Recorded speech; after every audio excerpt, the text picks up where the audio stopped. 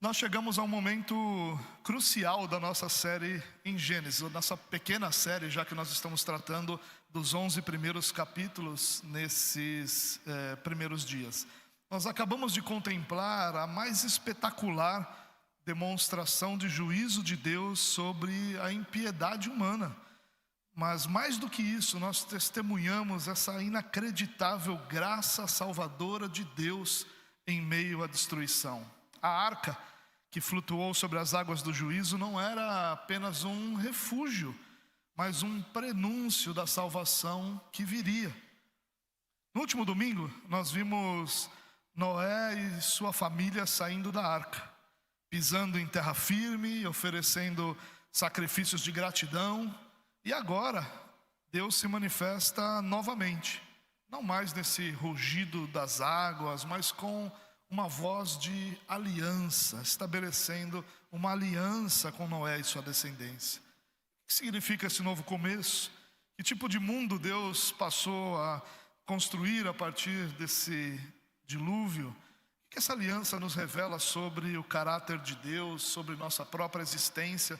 São algumas das perguntas que o próprio texto vai nos responder. E Gênesis 9, dos versículos 1 a 17, que é o texto que nós vamos ler, nos revela essa natureza dessa aliança de Deus com a humanidade, com toda a criação após o dilúvio, marcando um novo começo pautado na bênção, na responsabilidade, na fidelidade inabalável do nosso Criador, cujo arco no céu é um testemunho eterno da sua promessa de graça sobre nós.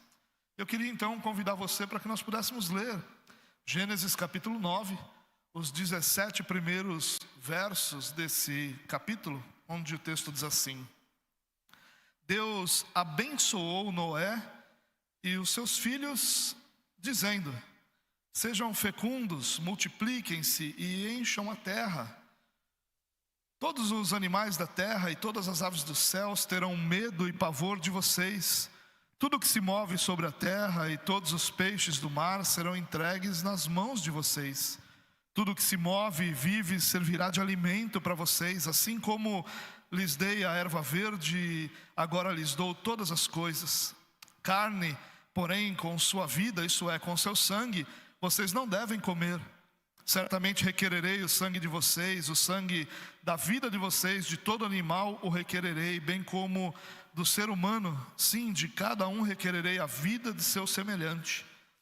Se alguém derramar o sangue de uma pessoa, o sangue dele será derramado por outra pessoa, porque Deus fez o ser humano segundo a sua imagem. Mas sejam fecundos e multipliquem-se, povoem a terra e multipliquem-se sobre ela. Deus também disse a Noé e aos seus filhos: eis que estabeleço a minha aliança com vocês e com a descendência de vocês e com todos os seres vivos que estão com vocês, tanto as aves, os animais domésticos e os animais selvagens que saíram da arca, como todos os animais da terra.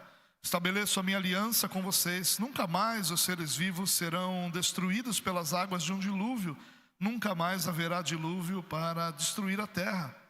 Deus disse: esse é o sinal da minha aliança que faço entre mim e vocês e entre todos os seres vivos que estão com vocês, para todas as futuras gerações. Porei o meu arco nas nuvens e ele será por sinal da aliança entre mim e a terra. Quando eu trouxer nuvens sobre a terra e nelas aparecer o arco, então me lembrarei da minha aliança firmada entre mim e vocês e todos os seres vivos de todas as espécies, e as águas não mais se tornarão em dilúvio para destruir todos os seres vivos. O arco estará nas nuvens e eu o verei e me lembrarei da aliança eterna entre Deus e todos os seres vivos de todas as espécies que há sobre a terra. Deus disse a Noé: este é o sinal da aliança estabelecida entre mim e todos os seres vivos sobre a terra. Irmãos, esse texto, esses 17 versos que nós lemos, mostram um novo tempo, um recomeço a partir do dilúvio. Como eu já disse, o dilúvio foi a maior manifestação de juízo e ira de Deus até aquele momento. E a partir do dilúvio, nós temos a família de Noé, sua esposa, seus filhos, suas noras. E esse pequeno grupo vai repovoar a terra com os animais que estavam na arca, que o próprio Deus levou para a arca. E esse recomeço que é mostrado aqui, ele traz alguns elementos fundamentais e muito importantes para nós hoje, por mais distante que esse texto possa parecer, sobre quem Deus é, sobre sua aliança e sobre como nós vivemos em nossos dias. Os primeiros versos, do versículo 1 até o versículo 7, vão nos mostrar um novo começo, com velhas responsabilidades e novas permissões. É isso que o texto vai nos mostrar, que após o juízo, Deus não abandona a humanidade, Ele vai reafirmar a sua bênção e o propósito original para a vida. Os 3 primeiros versos, nós vamos ver essa reafirmação do mandato da criação e do próprio domínio humano. Olha o que diz o verso 1: Deus abençoou Noé e seus filhos e lhes disse: sejam fecundos, multipliquem-se e encham a terra. Isso é um eco poderoso de Gênesis 1:28, do mandato lá da criação. E a palavra usada aqui, a palavra hebraica aqui, não fala apenas de um desejo, mas fala de uma concessão de autoridade, de poder de Deus para que a humanidade se multiplicasse. Mesmo após o dilúvio, o propósito de Deus para a humanidade permanece, que a humanidade se expanda, que a humanidade se desenvolva, que a humanidade possa crescer. E no verso 2 diz: todas as criaturas da terra, as aves dos céus, tudo que se move sobre a terra e todos os peixes do mar terão medo e pavor de vocês. Tudo que se move sobre a terra será entregue nas mãos de vocês. Olha que interessante, Deus reitera o domínio humano sobre a criação, mas agora diferente, uma nuance de medo e pavor. Aquela inocência do Éden foi perdida. O relacionamento com a criação foi afetado pelo pecado, agora não mais sustentado simplesmente pelo amor, mas ainda assim a autoridade humana é mantida pela graça divina. Mas no verso 3 a gente diz que vê que tudo que se move e vive servirá de alimento para vocês. Assim como lhes dei a erva verde, agora lhe dou todas as coisas. Aqui é uma mudança radical na dieta da humanidade. E eu particularmente sou apaixonado por esse verso, porque nesse verso nós passamos a ter o churrasco. Até então toda a dieta era vegetariana, pelo menos a dieta estabelecida, né? Muitos teólogos e muitos estudiosos falam da possibilidade de que carne fosse consumida, mas até então estabelecida era uma dieta baseada em vegetais. Mas aqui tudo passa a ser disponível, possa estar disponível. Lá em Gênesis 1:29, onde os vegetais eram disponíveis, agora aqui uma nova permissão para a carne é concedida. Isso vai refletir uma nova realidade no mundo pós-queda, no mundo pós-dilúvio, onde a própria subsistência exigirá mais recursos da terra. Há um elemento muito lógico aqui: a terra acabou de ser inundada. Quanto tempo demoraria para que todos os vegetais voltassem a florescer, frutas voltassem a poder dar as árvores frutíferas dar os seus frutos e tudo estar disponível para alimentação? Certamente algum tempo isso iria levar, e por isso essa nova ordem dietética aqui da carne ser estabelecida. Mas é interessante que a partir do verso 4 até o verso 7 tem algumas restrições sagradas aqui. E no verso 4 diz: carne, porém com vida, isso é, com seu sangue, vocês não devem comer. E aqui um versículo que por muitas vezes é polêmico, mas que é muito fácil de nós compreendermos. Ele vai falar de uma proibição do sangue. O sangue aqui como representação da vida. Não esqueçam, irmãos, que Moisés, quando escreve esse texto, e o povo, quando lê ou quando tem contato com esse texto, o povo já tinha a lei de Moisés. O povo já vivia. Esse texto não foi escrito enquanto isso acontecia, mas por Moisés, muito tempo depois. E esse povo que muito tempo depois recebe esse texto, já tinha o restante das ordenanças e das leis sobre a alimentação e principalmente sobre o sangue, como por exemplo Levítico 17 vai apresentar. Então para eles isso era muito mais completo do que nos parece exclusivamente nesse texto. Por exemplo, Levítico 17:11 vai dizer: porque a vida da carne está no sangue. E é interessante que isso vai nos ensinar basicamente a reverência pela vida que pertence exclusivamente a Deus. Há algumas razões aqui porque Deus estabelece essa restrição. Uma razão natural, para que não houvesse crueldade e animais vivos não fossem razão da alimentação ou base da alimentação. Há uma razão teológica: valorizar o sangue, porque o sangue depois, durante todo aquele período em que o sacrifício era realizado pela nação de Israel perante Deus, o sangue teve elemento importantíssimo e fundamental durante todo esse período. Por isso que o sangue, a valorização do sangue aqui era importante. Mas há uma razão escatológica, e talvez a principal razão para todos nós. Essa restrição do sangue vai apontar para o sangue de Cristo, para o sangue de Cristo derramado em favor de muitos. E para nós essa restrição hoje vai nos trazer sempre essa lembrança, como ela apontava para o sangue de Cristo, e o sangue de Cristo já foi derramado, e como todas as figuras que se cumprem em Cristo, elas perdem a força para nós. E para nós, uma restrição como essa hoje se torna muito mais uma questão de consciência do que de regra e de lei para qualquer um de nós, onde a minha consciência e a sua consciência precisam estar em paz com relação a esse texto e se conduzir de tal forma. Mas nós não precisamos nos preocupar com essa restrição, porque apontando para o sangue de Cristo, no sangue de Cristo nós vemos o cumprimento desse texto tão belo e dessa restrição que às vezes é tão polêmica, mas que em Cristo encontra seu cumprimento e nos dá tranquilidade. No verso 5 diz: certamente requererei o sangue de vocês, o sangue da vida de vocês, de todo animal requererei, bem como do ser humano, sim, de cada um requererei a vida do seu semelhante. Deus aqui mais uma vez se posicionando como o defensor da vida, como o dono da vida, exigindo contas pelo derramamento de sangue inocente. É claro que aqui pode parecer uma contradição, né? Falou de nós comermos os animais, mas agora cobrar o sangue dos animais. É claro que ele se refere aqui não à morte dos animais, porque a pecuária é estabelecida basicamente aqui, né? Seja o animal para criação, seja o animal de abate, ele está sendo estabelecido aqui. Mas não há uma contradição, porque o que Deus fala sobre requerer o sangue está ligado à crueldade.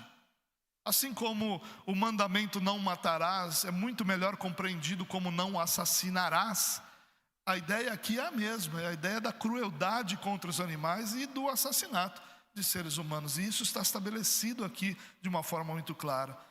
E no verso 6, uma outra polêmica, a instituição da pena de morte.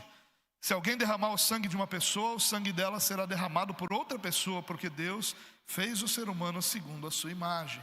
Mais uma vez, uma realidade que depois vai ser muito mais organizada e vai ser de uma forma muito clara estabelecida para toda a nação de Israel ao longo de todo esse período em que a lei de Deus foi a lei civil da nação de Israel. Não é o nosso caso, mas aqui estabelece e vai passar isso a ser a realidade que nós encontramos durante todo o Antigo Testamento. Não é uma base de retribuição pura e simples, mas a mais profunda e solene das razões, a dignidade humana, criada à imagem de Deus. Esse é o ponto aqui, irmãos. Nós acabamos nos distraindo nas polêmicas, mas o ponto central aqui do texto é: a vida humana tem dignidade, não simplesmente pelo que ela faz, mas por quem a concedeu. Deus é a razão da dignidade humana, e por isso nós devemos olhar para a vida como valiosa, independente das circunstâncias, porque o próprio Deus a concedeu. Matar um ser humano é um ataque direto ao Criador. Esse é o fundamento da ordem civil, da justiça que o Senhor vai estabelecer aqui.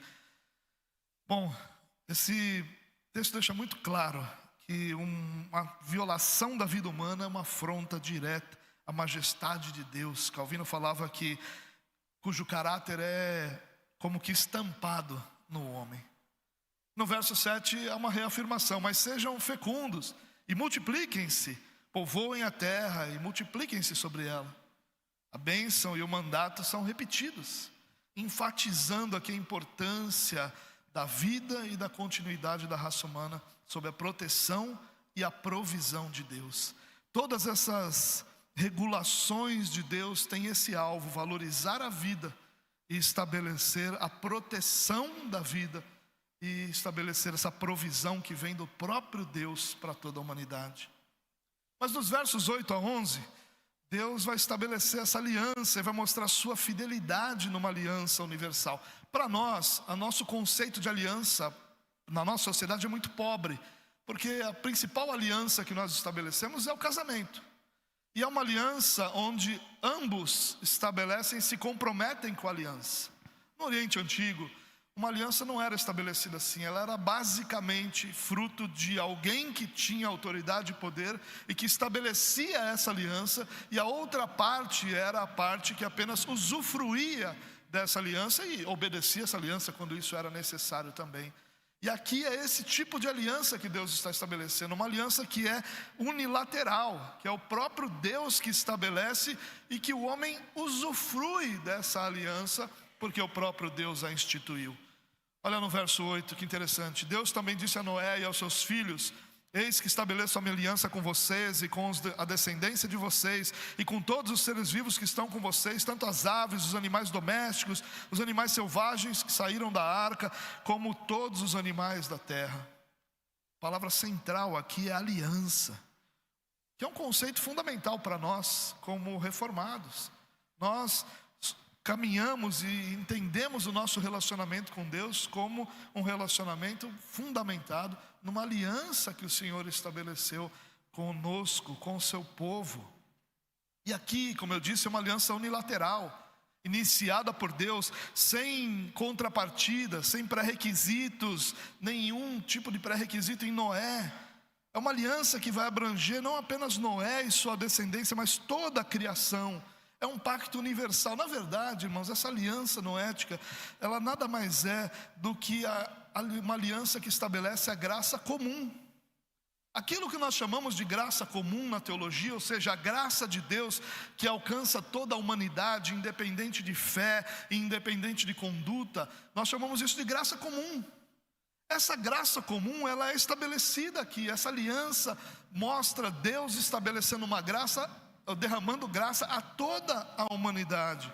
É a garantia de Deus que todo mundo, ainda que debaixo da maldição do pecado, não será destruído por completo.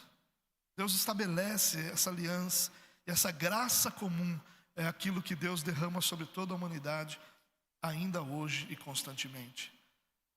Na sua obra Dogmática Reformada, um teólogo chamado Herman Bavinck vai dizer, ou vai falar da aliança como o meio pelo qual Deus se relaciona com sua criação. E essa aliança, a aliança que ele faz com Noé, que ele estabelece com Noé, mostra a sua bondade preservadora em tudo que ele fez. Essa aliança é uma aliança de preservação. É uma aliança onde Deus está dizendo: o pecado afetou todas as áreas da vida de cada um dos seres humanos, e todo ser humano, indistintivamente, é merecedor da ira e do juízo de Deus. Mas eu decidi derramar graça sobre a humanidade, ao invés de simplesmente condená-los e julgá-los nesse momento, até que venha o Redentor e traga ou junte para mim o povo que eu tenho estabelecido. É isso que Deus está dizendo nessa aliança, que a graça estaria sobre toda a humanidade. É por isso que as escrituras vão dizer que as chuvas caem sobre os bons e sobre os maus, que o sol se levanta sobre os justos e sobre os injustos, que tudo sucede igualmente a todos. Isso é graça comum. Deus estabelece da sua graça e derrama sobre a humanidade. Mas no verso 11, há uma promessa de Deus, estabelecida também nessa aliança: estabeleço a minha aliança com vocês. Nunca mais os seres vivos serão destruídos pelas águas do dilúvio. Nunca mais haverá dilúvio para destruir a terra. Essa é a promessa central. Deus, em sua soberania e misericórdia, se autolimita. Ele promete que, embora o pecado persista, o juízo universal pela água não se repetirá. Isso demonstra a longanimidade do nosso Deus, permitindo que a história da redenção se desenrole até que em Cristo Jesus encontre o seu clímax, o seu ápice, e aquilo que Deus propôs se realize. Os versos 12 em diante, até o final do texto que nós lemos, nós vamos encontrar o texto que fala sobre o arco no céu, ou o arco-íris. E é interessante que toda aliança tem um sinal. Nenhuma aliança foi estabelecida sem que houvesse um sinal. Quando nós celebramos a ceia do Senhor, por exemplo, nós estamos nos lembrando da nova aliança que o Senhor estabeleceu em Cristo Jesus. Toda aliança, a lei é um sinal da aliança de Deus. Sempre que nós temos Deus estabelecendo algum aspecto da sua aliança maior, nós vemos sinais ali sendo mostrados. E o arco, ou arco-íris, é um sinal dessa aliança de Deus. Olha os versos 12 em diante. Deus disse: este é o sinal da minha aliança que faço entre mim e vocês e todos os seres vivos que estão com vocês, para todas as futuras gerações. Porei o meu arco nas nuvens, e ele será por sinal da aliança entre mim e a terra, quando eu trouxer nuvens sobre a terra e nela aparecer o arco. O sinal dessa aliança é o arco-íris. E muito se fala sobre essa palavra, ou por que esse arco, né? Exatamente porque a palavra original ali também é a palavra hebraica usada para arco de guerra. E por causa disso, né, acaba se estipulando muito de se o formato seria um arco que Deus ali tirou de apontar para nós e levou a apontar para Ele. É claro que o texto não fala sobre nada disso, mas a grande questão é que há um sinal. E que esse arco é uma lembrança da promessa que Deus fez, da aliança que Deus estabeleceu, de sempre tratar a humanidade com graça. E os versos 15 em diante vai falar dessa lembrança. Olha, então me lembrarei da aliança firmada entre mim e vocês e todos os seres vivos de todas as espécies. E as águas não mais se tornarão em dilúvio para destruir todos os seres humanos. O arco estará nas nuvens. Eu o verei e me lembrarei da aliança eterna entre Deus e todos os seres vivos de todas as espécies que há sobre a terra. A aliança não é para nós lembrarmos de Deus, ou lembrarmos a Deus. A aliança Deus estabeleceu para nos lembrar e para lembrar a si mesmo. Claro que isso de forma antropomórfica, né? Mas para lembrar a si mesmo da sua promessa. O arco-íris é um lembrete constante, irmãos, da fidelidade de Deus e da sua graça comum, que sempre tem sustentado tudo aquilo que foi criado, permitindo então a continuidade da vida e o desenrolar do plano de redenção. Deus aqui havia já feito a promessa em Gênesis 3 do Redentor que viria. E essa promessa desenvolvida ao longo de todo o Antigo Testamento até encontrar plenitude em Cristo. E todo esse desenrolar acontece debaixo da graça de Deus sobre a humanidade. Debaixo do que nós chamamos de graça comum. As alianças, irmãos, são progressivas, né? Na verdade, essa aliança maior, ela vai se desenvolvendo progressivamente. E essa aqui, embora universal, vai apontar, como todas as outras alianças, para a principal aliança, ou para o ápice da aliança, que Jesus chamou de nova aliança. É a aliança da graça em Cristo Jesus, onde a paz e a reconciliação são definitivas e eternas. Essa aliança trouxe uma segurança ao povo de que Deus os trataria com graça, mas não lidou com a salvação, mas apontou para a aliança que seria plena e que traria salvação a todos os que crescem. E no versículo 17, terminando esse texto que nós olhamos, Deus disse a Noé: este é o sinal da aliança que estabeleci entre mim e todas as criaturas da terra. Essa é a repetição final que vai selar a certeza da promessa da graça de Deus sobre a humanidade. Irmãos, esse texto ele é completamente local e completamente dentro de um contexto que o povo que Moisés transmitiu essa mensagem conheceu e compreendeu com muita clareza. Mas ele às vezes parece tão distante de nós.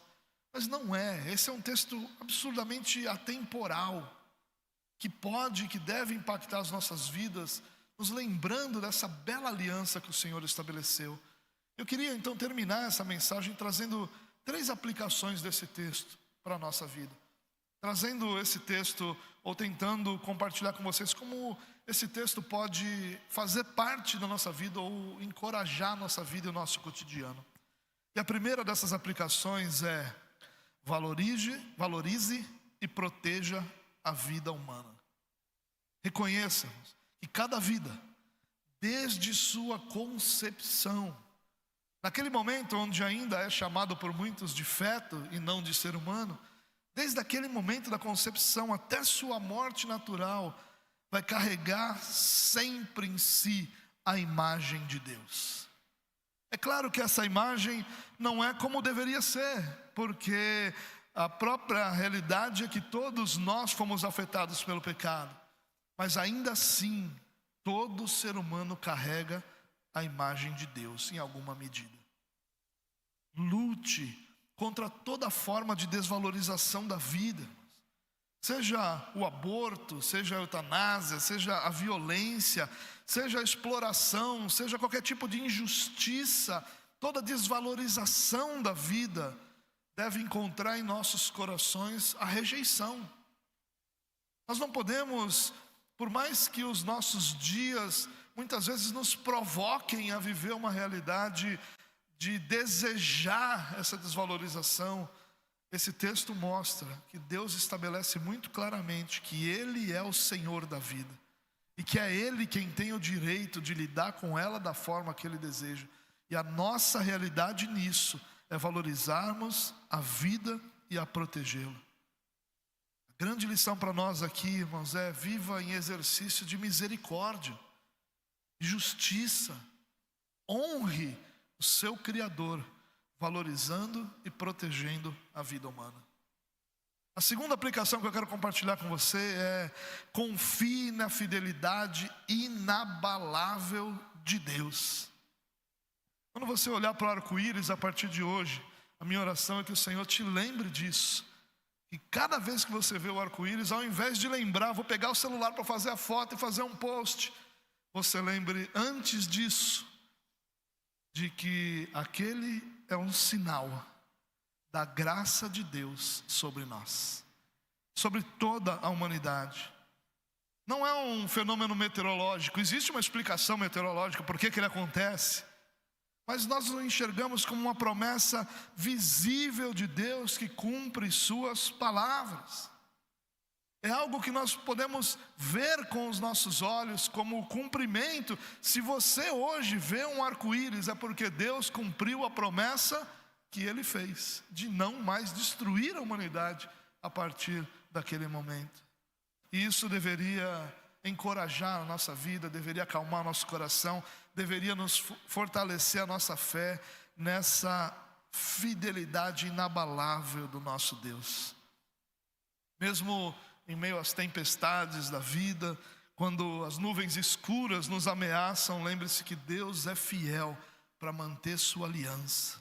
Descanse seu coração na soberania de Deus, descanse seu coração na bondade de Deus.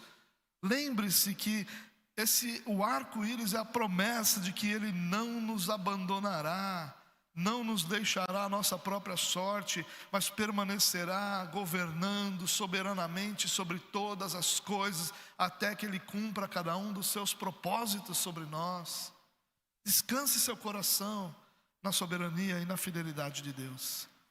Por fim, a terceira e última aplicação que eu queria compartilhar com você é: olhe firmemente para Cristo, pois Ele é o cumprimento de todas as alianças.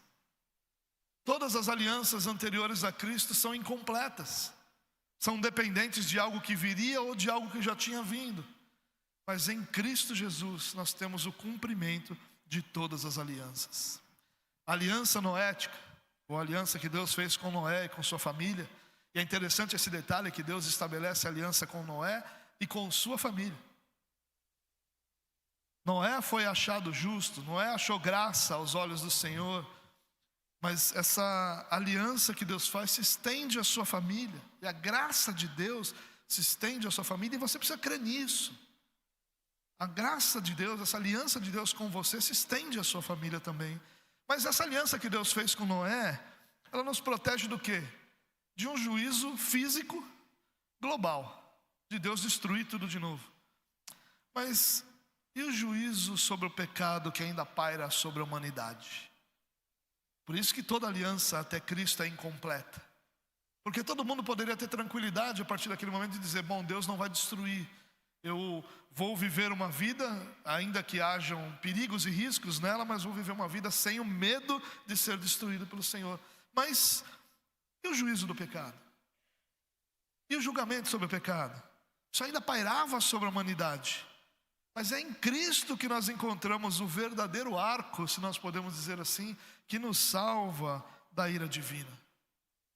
Ele é o cumprimento de todas as alianças, não apenas aquela que nos faz não temer que o mundo acabe num novo dilúvio, mas aquele que nos faz ter segurança de uma eternidade diante do Senhor. Hoje nosso coração descansa, não porque não haverá dilúvio, mas porque haverá uma eternidade diante do Pai. Hoje a nossa alegria vem não em saber que Deus não mais destruirá a humanidade, mas em saber que nós viveremos eternamente diante dele para a glória do seu próprio nome. Jesus é o Cordeiro que tirou o pecado do mundo. A cruz se tornou um sinal muito mais valioso e importante do que o arco, o sinal dessa nova e eterna aliança, selada não com água, mas no seu próprio sangue.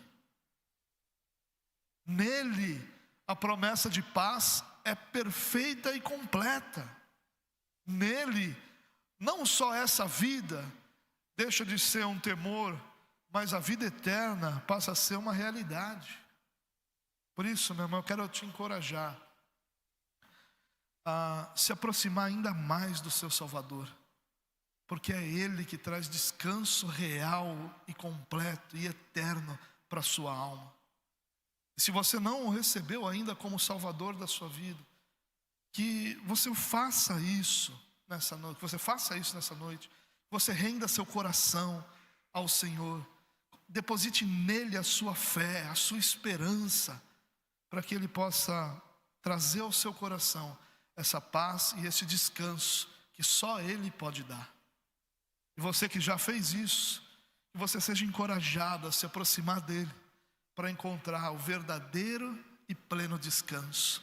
Não apenas o descanso que nos faz não temer as crises que nós temos diante de nós, mas o descanso que nos faz sonhar e desejar a eternidade diante do nosso Deus e Pai. Que o Senhor nos abençoe, nos dê graça de vivermos essa beleza da aliança plena e completa em Deus, que é Cristo Jesus, o nosso Senhor.